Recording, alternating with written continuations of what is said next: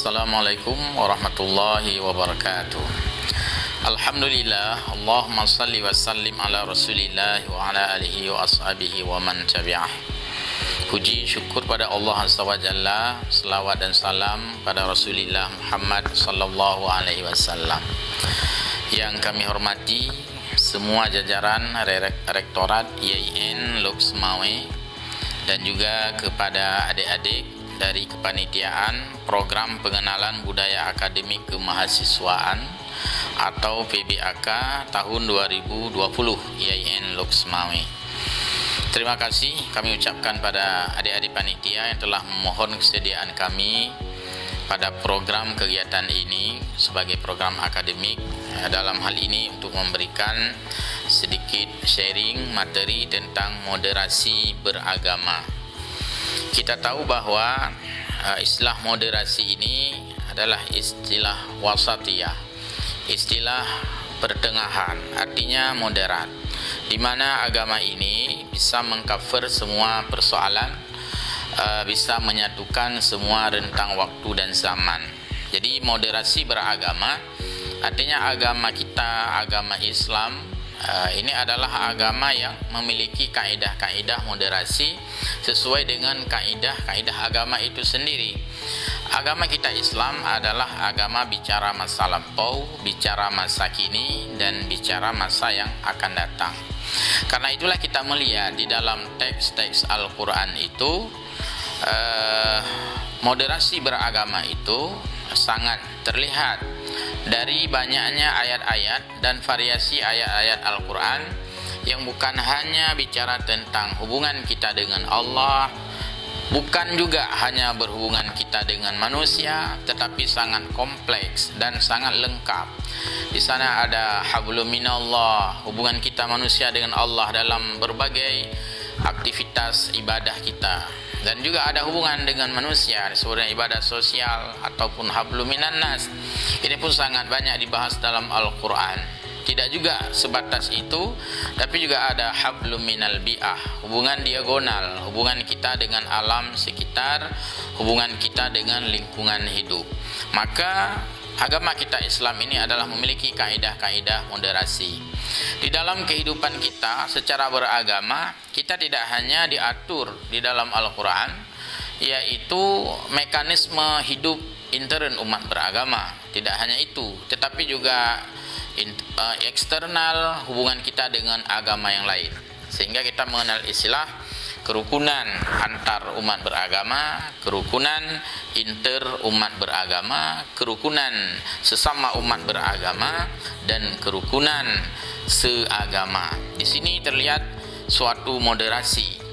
Dan agama Islam sebagai agama rahmatan lil alamin yang tentu membawa kesejahteraan di dalam kita menjalani kehidupan ini, sehingga nilai-nilai agama itu disosialisasikan dan diaplikasikan dalam semua lini kehidupan.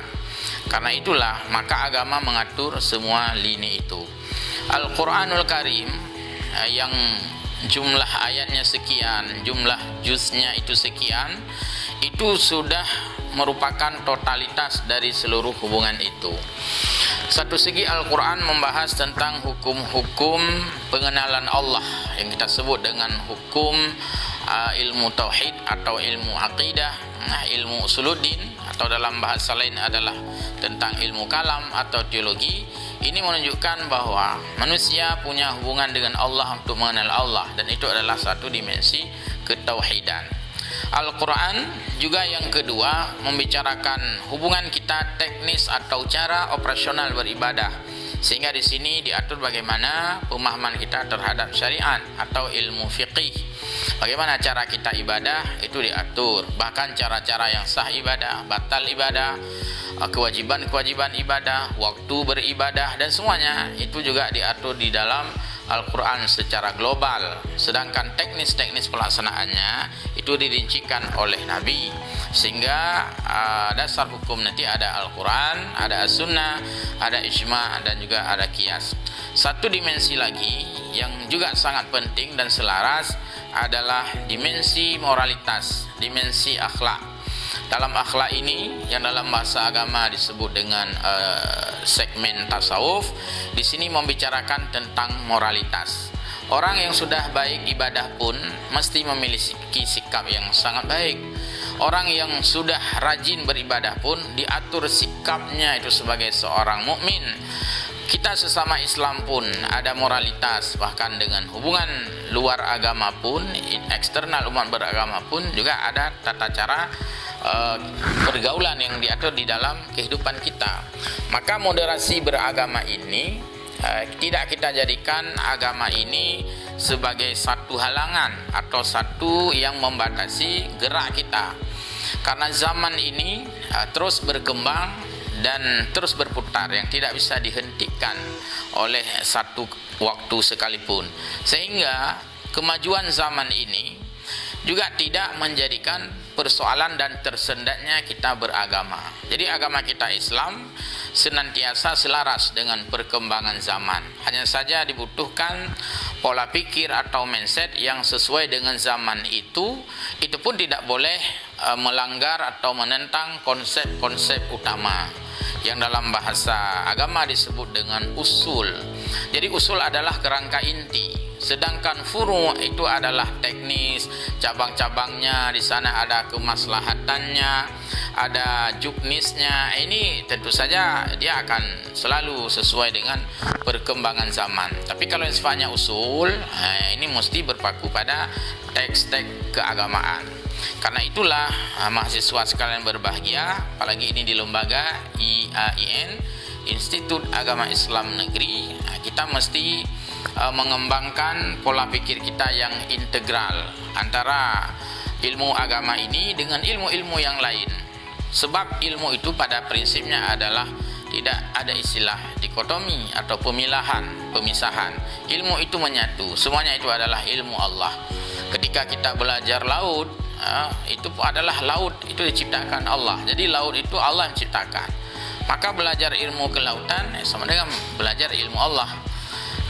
Kita belajar tentang alam, ilmu pengetahuan alam, yang ciptakan alam ini ya Allah. Maka belajar ilmu pengetahuan alam juga belajar agama, karena itu belajar tentang ilmu Allah.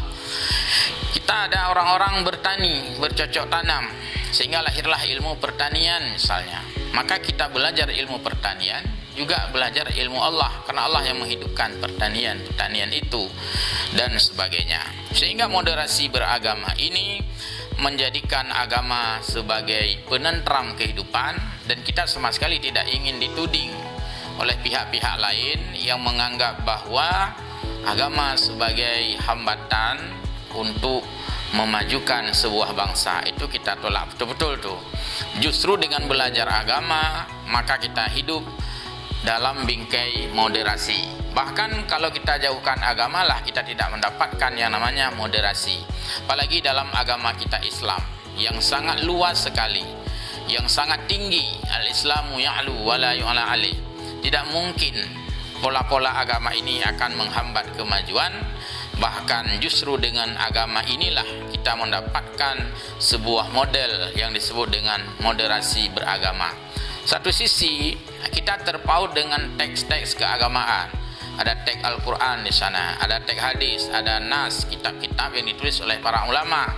Tetapi satu sisi yang lain juga kita diberikan waktu, diberikan ruang untuk memperluas makna-makna di balik teks itu secara kontekstual, asalkan tidak melanggar rambu-rambu usul, prinsip-prinsip yang paling utama. Jadi di sana kita tidak mengandalkan teks semata, tapi juga konteks, tapi juga tidak boleh mengabaikan teks dengan mengedepankan kontekstual semata. Akhirnya kita terjebak dengan yang namanya paham liberalisme. Jadi ketika kita melakukan liberalisme yang menjauhkan teks keagamaan, ini kita sudah lepas kontrol, dan itu sudah menjadikan agama sebagai sesuatu yang tidak punya aturan.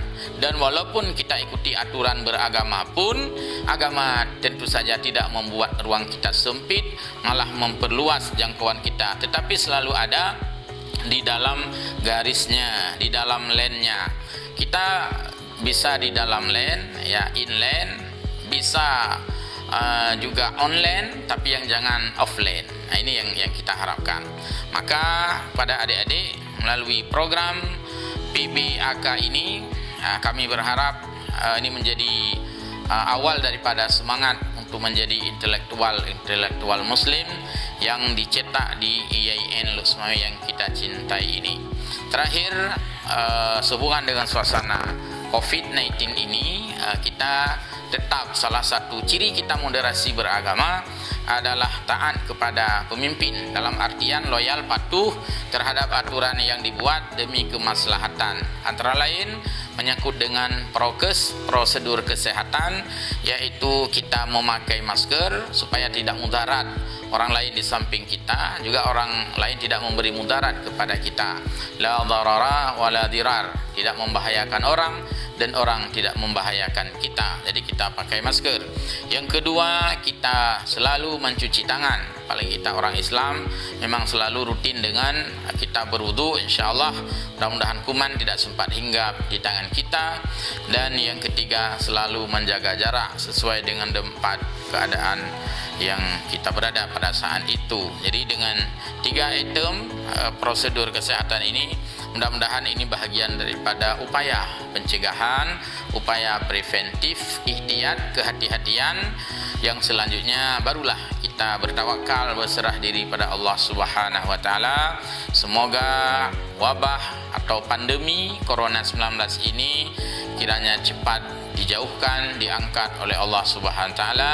Kita terus hidup di dalam aktivitas kehidupan kita sehari-hari, hidup berkesejahteraan dan juga hidup dengan nilai yang sangat mulia di sisi Allah Subhanahu wa taala. Saya kira demikian kami sebagai Kepala Dinas Syariat Islam dan Pendidikan Dayak Kota Lux Mame. Selamat menempuh pendidikan strata S1 di IAIN Lux Mame. Wassalamualaikum warahmatullahi wabarakatuh.